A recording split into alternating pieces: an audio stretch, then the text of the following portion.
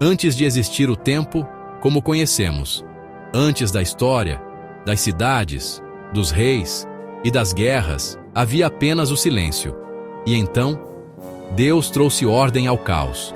A luz rompe a escuridão, o céu se abre, separando as águas. A terra emerge e os mares recebem limites. A vida floresce, o sol acende o dia, a lua vigia a noite e as estrelas espalham o infinito sobre nós. Aves cortam os céus, criaturas tomam os mares, animais correm pela terra. E no centro de tudo, Deus forma o ser humano, não como acidente, mas como intenção, com dignidade, propósito e fôlego divino. Então veio o Éden, um jardim de paz, abundância, beleza perfeita. Pausa. Ali, homem e mulher viviam sem medo, sem culpa, sem vergonha. Tinham tudo, exceto um limite, e é no limite que a liberdade é testada. A serpente semeia a dúvida, o desejo vence a confiança, e com uma única escolha, a inocência se parte. Os olhos se abrem, mas não para a glória, e sim para a vergonha. O que era comunhão vira distância. O que era paz vira medo.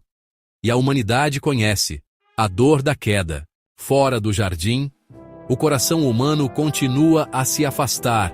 Caim mata Abel. Pausa.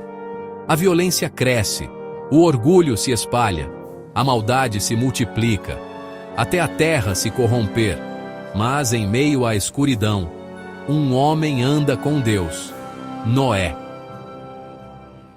E por meio dele, vem a arca. Não só madeira flutuando sobre o abismo, mas preservação, em meio ao juízo. As águas cobrem o mundo. O céu desaba em tempestade, e parece o fim. Mas não termina ali. O dilúvio cessa, a terra reaparece, e no céu, um arco-íris, sinal de aliança. Mesmo depois do juízo, ainda haveria misericórdia. Mas o ser humano insiste em se exaltar.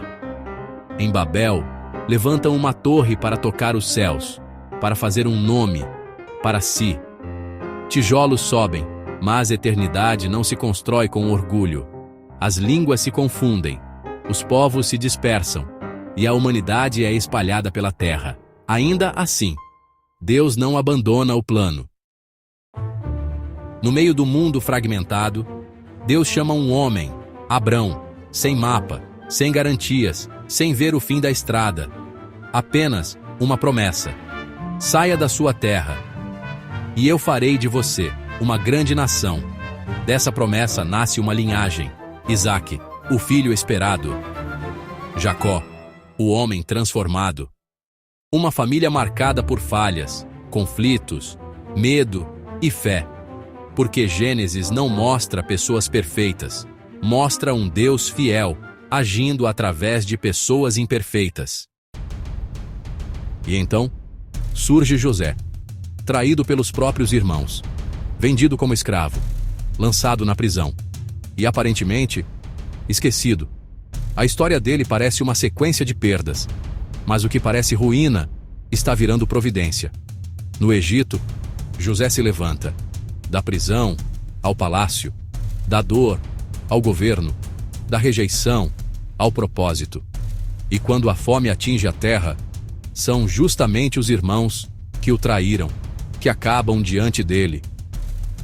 E ali vem a virada. O mal que tentaram fazer foi transformado em instrumento de salvação. O que era traição vira livramento. O que era separação vira reconciliação. Gênesis termina, não como o fim de uma saga, mas como o começo de um destino. Uma família desce ao Egito. Uma promessa continua viva, e a história segue em direção a algo maior. Porque do caos à criação, da queda à promessa, da dor à redenção, Gênesis é mais que o começo do mundo. É o começo da esperança. E se o começo de tudo não for apenas sobre origem, mas sobre propósito, porque a história que começou em Gênesis ainda ecoa em cada ser humano que busca sentido, queda, redenção e recomeço.